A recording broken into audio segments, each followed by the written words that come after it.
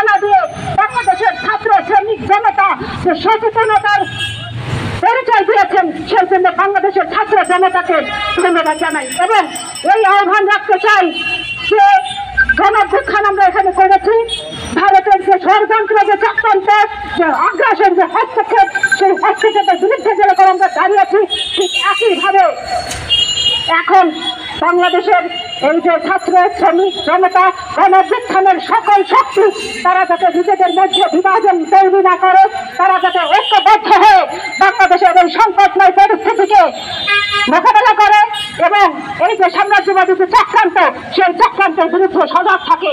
সংবিধান শেষ করবে এই বলে যে বর্তমানে বাংলাদেশে এই যে চিন্ময় কুমার দাস সহ বিভিন্ন হিন্দু সম্প্রদায়ের মানুষের উপরে নির্যাতনের যে ভুয়া তথ্য বিজেপি ছড়াচ্ছে, বিজেপির যে ভারতের প্রধানমন্ত্রী নরেন্দ্র মোদী তাকে উদ্দেশ্য করে বলতে চাই যে নিজ দেশের দিকে মনোযোগ দিন।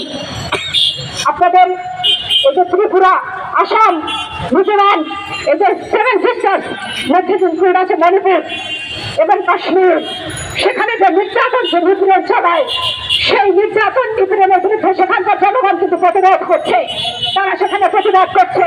তাদের নিজ দেশের দিকে মনোযোগী হন, বাংলাদেশের দিকে চোখ তুলে তাকাবেন না, চোখ উঠতে ফেলা হবে। বাংলাদেশের জনগণকে এখনো যদি বুঝতে না পারেন তাহলে গণঅভ্যুত্থান নিয়ে ফিজিক্স করা শুরু করেন।